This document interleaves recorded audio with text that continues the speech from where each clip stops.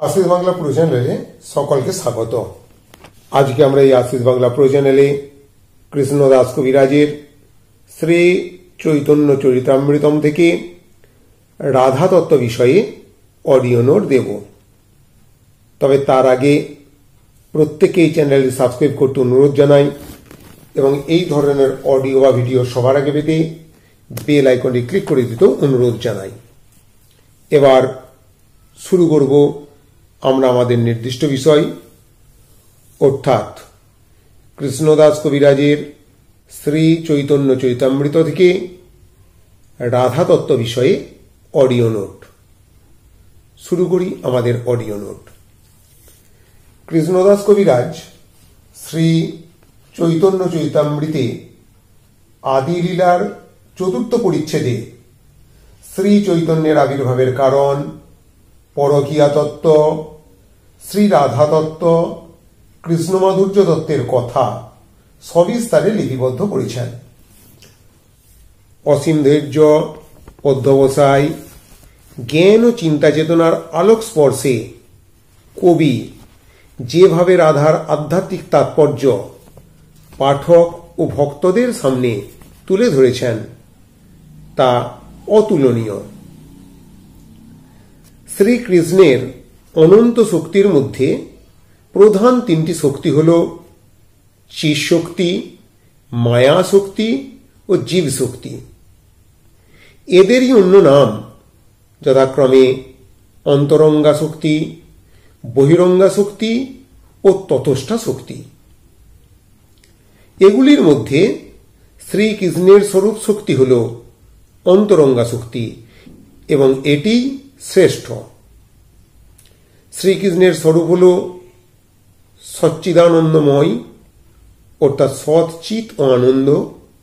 সুতরাং স্বরূপ শক্তিও তিন প্রকার: আনন্দাংশে হ্লাদিনী, সদংশে সন্ধিনী, চিদাংশে সম্বিত, যারে জ্ঞান করি মানি।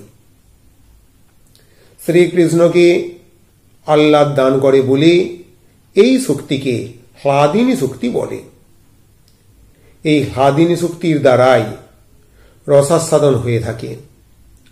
রসস্বরূপ শ্রীকৃষ্ণ রসরূপে আস্বাদ্য ও রসিক রূপে আস্বাদক, কিন্তু আস্বাদনের হেতু এই হ্লাদিনী শক্তি।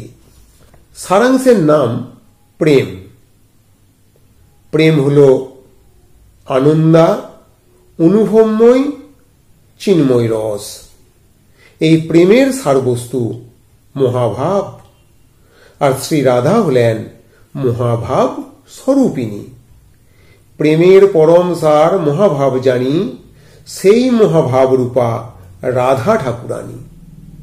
সুতরাং শ্রী রাধিকা হলেন শ্রীকৃষ্ণের প্রেমের ঘনীভূততম পরিণতি এবং তাঁর হ্লাদিনী নামক স্বরূপ শক্তি।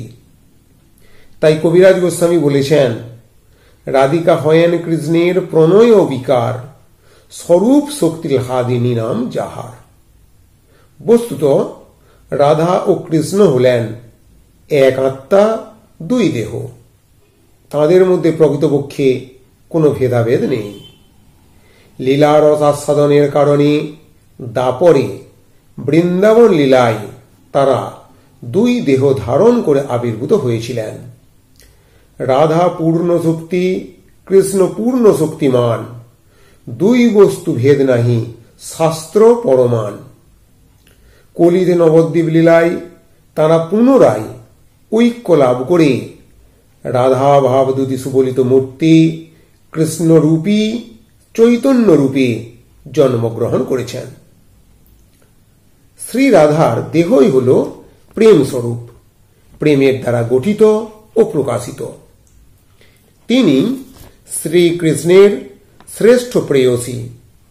শ্রেষ্ঠ চিন্তামণির মতোই তিনি শ্রীকৃষ্ণের সকল বাঞ্ছাই পূর্ণ করেন। শ্রী রাধা হলেন মূল শক্তি।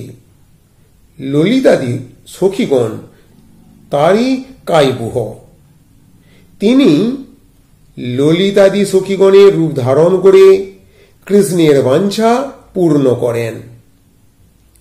তাই কবিরাজ বলেছেন, মহাভাব চিন্তামণি রাধার স্বরূপ, ললিতাদি সখী তাঁর কায় পুচ্ছরূপ। তিনি গোপীশ্রেষ্ঠ, কারণ তার প্রেমই শ্রীকৃষ্ণকে সবচেয়ে বেশি উন্মত্ত করে। যেহেতু শ্রীকৃষ্ণ পূর্ণানন্দময় ও চিন্ময় পূর্ণদত্ত, তাই অনাস্বাদের জন্য তার অস্থিরতা স্বাভাবিক নয়। তথাপি রাধিকার প্রেম তাকে উন্মত্ত করে তোলে।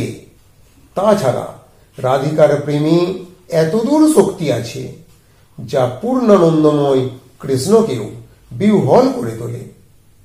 তাছাড়া নিজ প্রেম আস্বাদন করে শ্রীহরির যে সুখ হয়, শ্রী রাধার প্রেমাস্বাদন করে তার থেকে কোটি গুণ অধিক সুখ হয়। শ্রী রাধা প্রেমে আর একটি বৈশিষ্ট্য দেখা যায়। শ্রীকৃষ্ণে পরস্পর বিরুদ্ধ ধর্ম আশ্রয় করে থাকে। তিনি অনু অপেক্ষাও অনু, আবার বিভু অপেক্ষাও বিভু। শ্রী রাধার প্রেমও বিভু হলেও তা ক্ষণে ক্ষণে বৃদ্ধিপ্রাপ্ত হয়। এ প্রেম সর্বাপেক্ষা গুরু, অথচ গৌরবাদী অহংকার শূন্য। এ প্রেম সর্বাপেক্ষা বিশুদ্ধ ও সরল, অথচ বামানায়িকার উপযুক্ত বক্র ব্যবহারে দক্ষ। এরও মহাপ্রেমের আশ্রয় শ্রী রাধা। শ্রীকৃষ্ণের এই মহাপ্রেমের তৃষ্ণা চরিতার্থের জন্য শ্রীকৃষ্ণের হ্লাদিনী অংশের রাধারূপের আবির্ভাব। শ্রীকৃষ্ণ হলেন পরমাত্মা ও শ্রী রাধিকা হলেন জীবাত্মা। শ্রীকৃষ্ণের সাথে মিলনের জন্য রাধার যে ব্যাকুলতা, তা আসলে পরমাত্মার প্রতি জীবাত্মার ব্যাকুলতা। পরম আকাঙ্ক্ষার ধনের সাথে মিলিত হতে গেলে রাধার মতো সংসার ধর্ম বিসর্জন দিয়ে কষ্টকঠিন পথেই এগিয়ে যেতে হয়।